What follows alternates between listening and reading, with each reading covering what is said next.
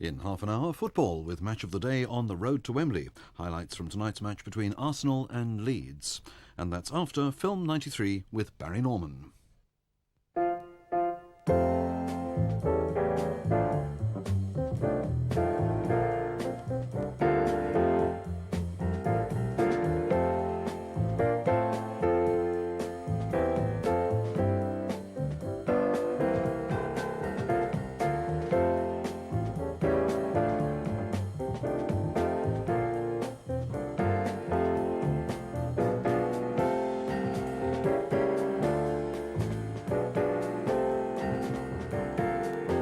Programme tonight, we have Francis Coppola's much-hyped Dracula starring Gary Oldman.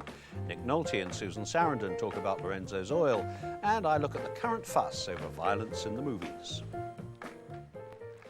Good evening. For the first half hour or so, Dracula gives every promise of being the real Tabasco. We start with a stylised medieval battle, wherein Vlad the Impaler, played by Gary Oldman, does enough impaling to get himself into the Guinness Book of Records before learning of the suicide of his wife and promptly renouncing God in a sea of blood. Great stuff. And so is the next bit, wherein we find Vlad transformed into a very aged Dracula, sporting a hairstyle borrowed from Lewis Carroll's Duchess and inhabiting a splendidly creepy castle in Transylvania. And there he imprisons young London estate agent Keanu Reeves when he discovers that Reeves's fiancée, Winona Ryder, is the spitting image of the late, deeply lamented Mrs. Vlad.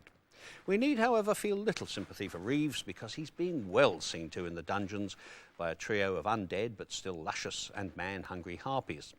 So up to this point, Dracula, or rather Bram Stoker's Dracula, because the film keeps pretty close to the novel, or more accurately still, Francis Coppola's Bram Stoker's Dracula, because it doesn't keep that close to the book, is both sexy and more than a little scary. But things change when the old caped and fanged crusader moves to Victorian London in search of Ryder.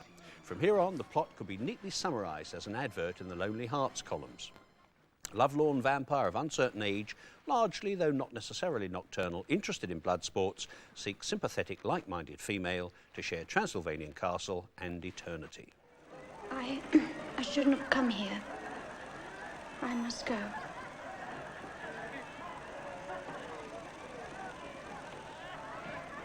Do not fear me.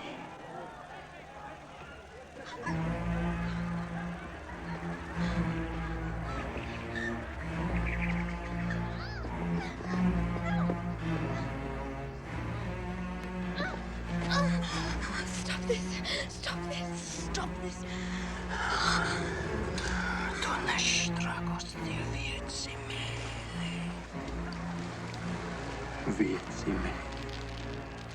God, who are you? I know you. I have crossed oceans of time to find you.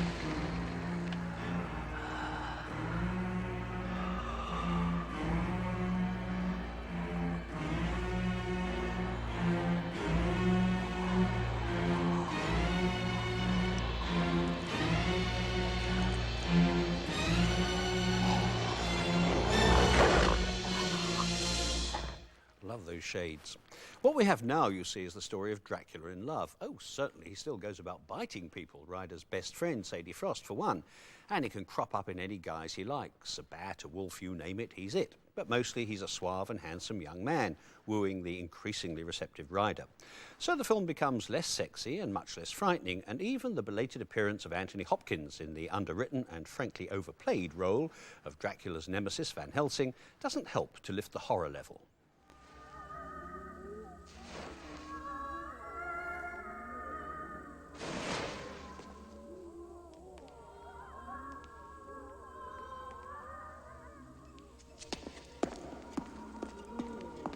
Lucy!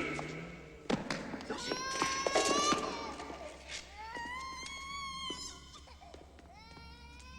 Come to me, Arthur. Leave these others and come to me. My arms are hungry for you, my darling. Kiss me and caress me. My darling husband, please. Holy blood! We're strong in the Lord! In the power of his might! We're strong in the Lord! In the power of his might!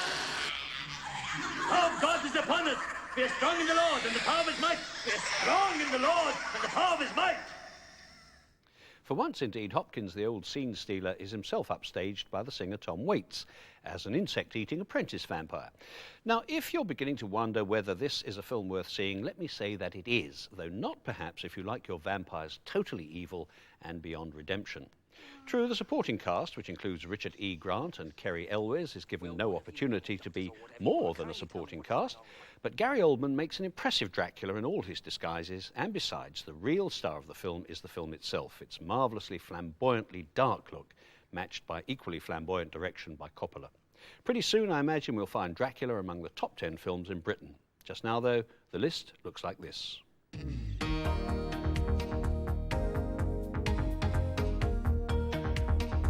At 10, singles, 20-somethings Bridget Fonda, Matt Dillon and friends learn about life and love in a gentle comedy.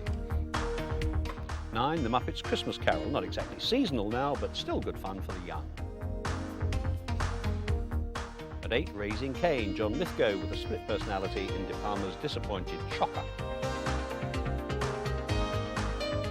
7, Reservoir Dogs, the violent, stylish and impressive story of an armed robbery that went wrong. 6 is Death Becomes Her, special effects, big stars, weak script.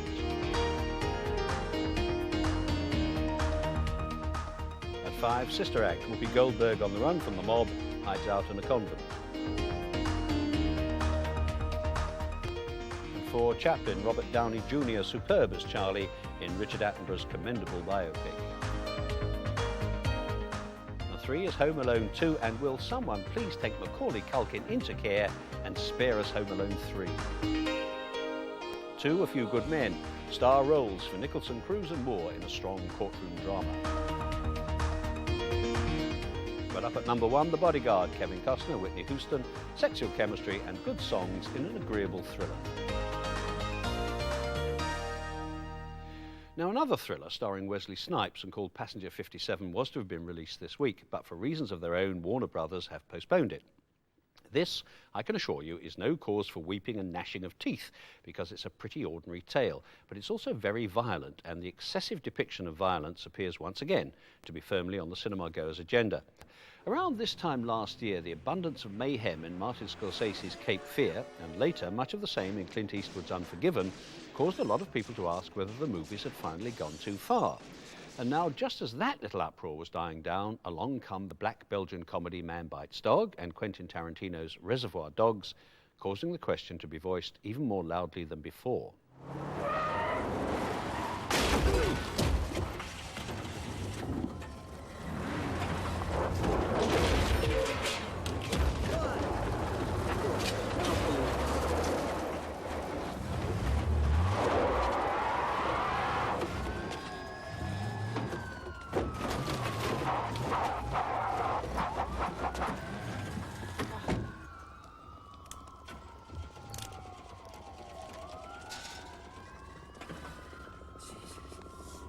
Got blind, man.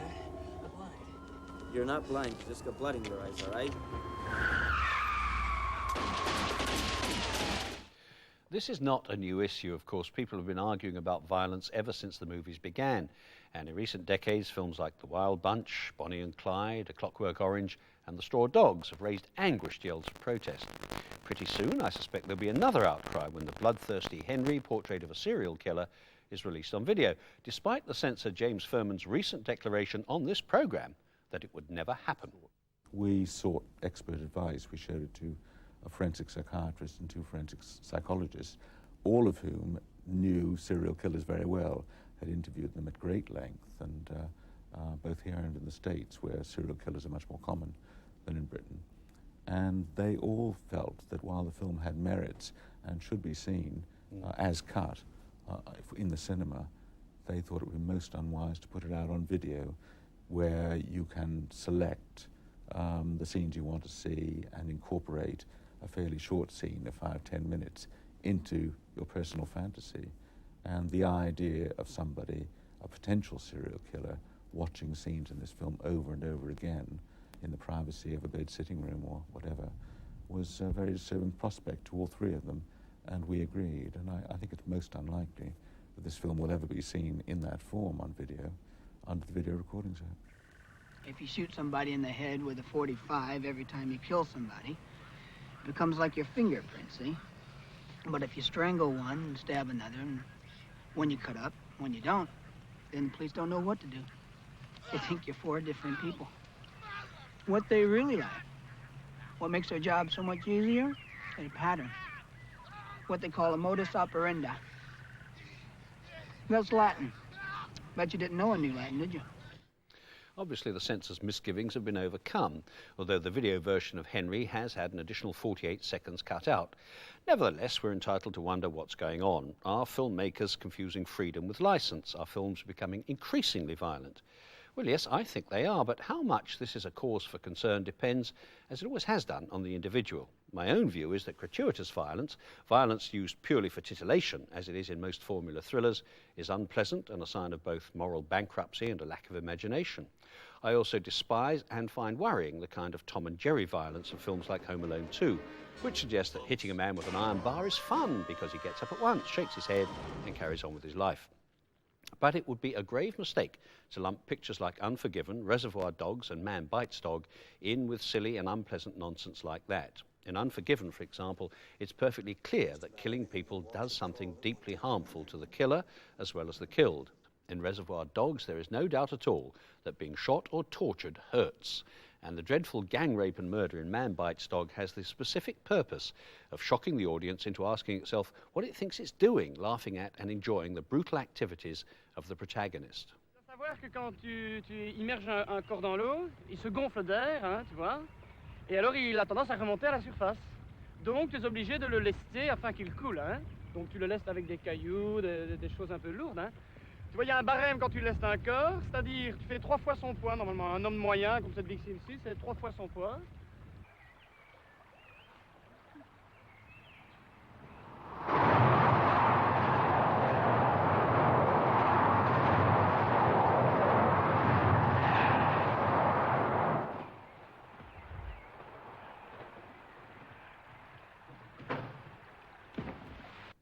These films portray violence, but they don't glorify it, and they don't want us to glorify it either.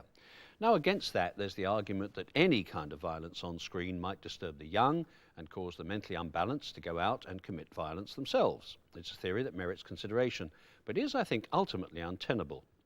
If art, in any medium, only concerned itself with what would be harmless to the young or the mentally disturbed, we'd all be reading Beatrix Potter. Nevertheless, I'm encouraged by a report that producers are trying to cut down on violence, if for no more noble reason than that a 12 or 15 certificate attracts a bigger audience. The less gratuitous violence, the better, as long as it doesn't mean that the nature and effects of violence are no longer considered fit subjects for serious filmmakers.